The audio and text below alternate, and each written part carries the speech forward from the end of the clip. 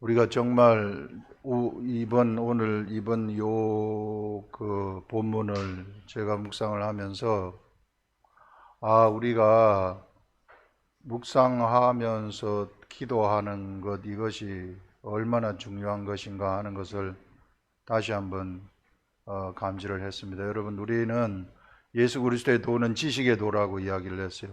내 생활로 내 머리로 믿는 게 아니라 하나님이 시키는 지식을 따라가는 내 열정이 아닙니다. 여러분, 교회 일을 하는 열정이 아니라 뭘 알고 내가 깨닫기만 하면 그 깨달은 그것이 나를 데리고 가는, 그게 예수 그리스도의 도인데, 많은 사람들이 착각하기를 이 그리스도의 도의 지식을 모르기 때문에 그냥 내가 뭘 하나님의 일을 하려고 했다. 그러다 보면 서로 부닥칠 수밖에 없는 거죠. 사람은 다 부닥치도록 돼 있기 때문에.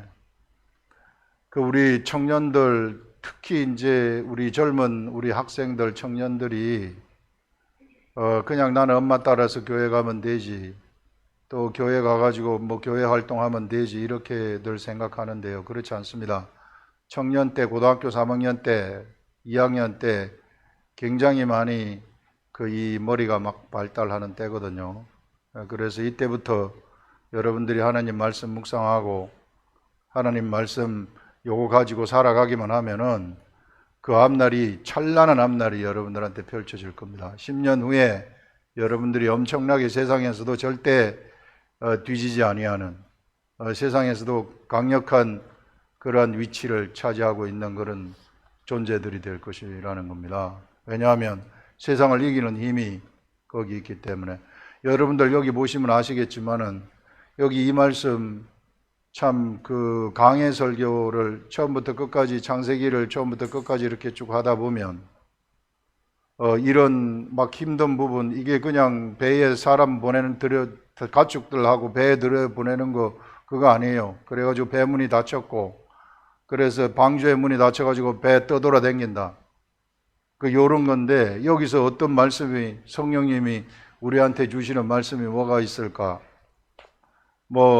로마서라든지 이런 거 보면 한 구절 한 구절이 전부 다 엄청난 의미를 가지고 있는 말씀의 뜻이지만, 이거는 그냥 스토리란 말이에요.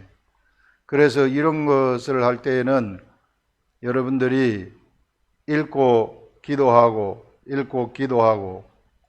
이게 정말 교회 들락날락 그냥 왔다 갔다 하지 마시고, 삶 속에서 읽고 기도하면은 말씀과 함께 성령님이 반드시 함께 하신다.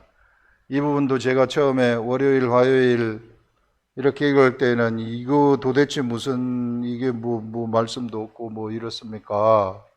이랬는데, 수요일 아침 여기서 새벽 기도 와가지고 기도를 하는데, 오늘은 말씀, 제가 내일 목요일 어디 가는데 그때 묵상 못할지도 모르니까 주님 오늘 주셔야 됩니다.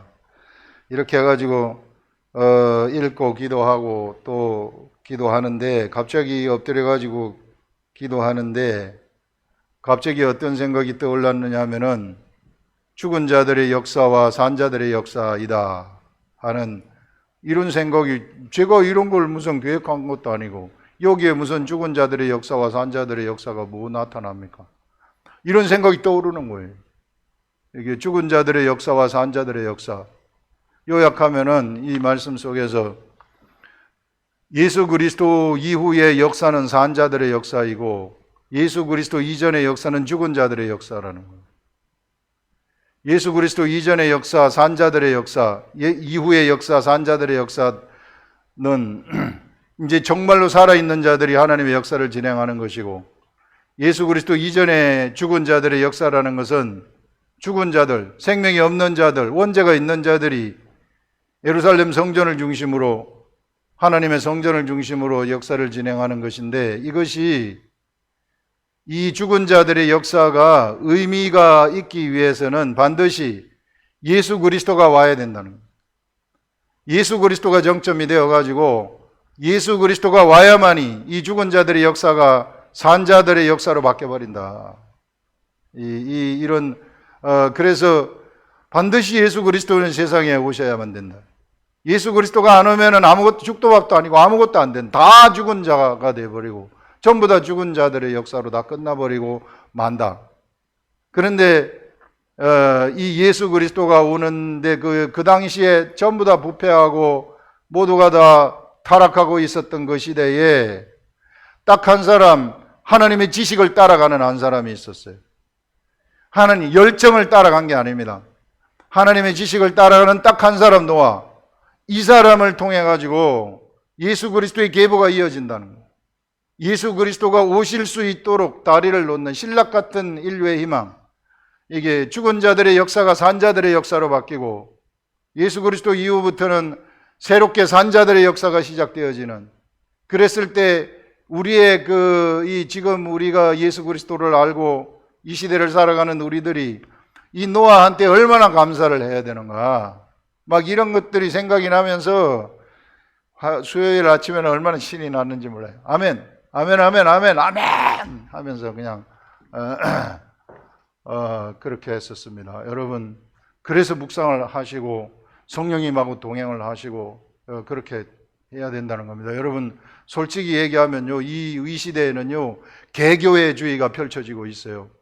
개교회주의라는 것은 어떤 목사 한 사람이 신학을 해가지고 어떤 교회에 부임을 하게 되면 그 사람 따라가도록 되어 있다는 겁니다.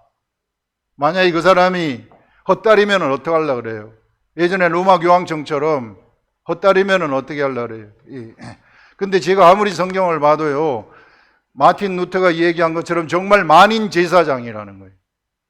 만인 제사장이면 모두가 다 제사장이라는 겁니다. 이거 정말 이거를 우리는 버텨야 돼요. 이게 우리가 그 종교개혁 이후에 목사라는 제도가 나타나가지고 그건 사람이 만든 제도예요.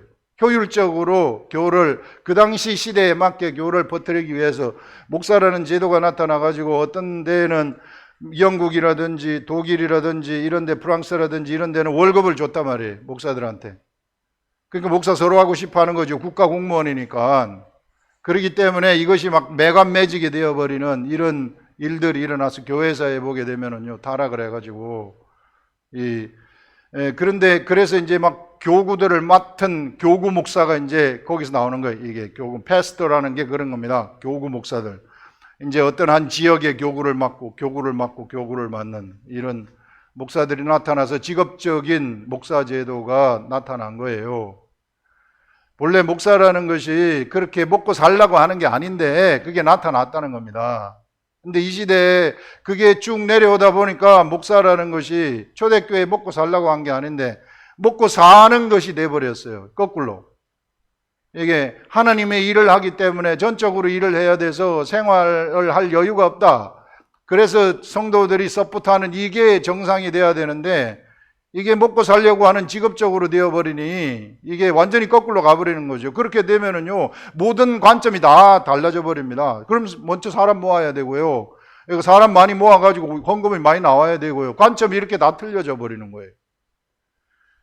그렇게 되면 한 사람, 만인 제사장이 다 없어져 버리는 거죠. 한 사람을 따라가야 되죠. 카리스마 있는 한 사람 따라가는 거예요. 잘못된 길로, 그건 완전히 잘못된 길이죠.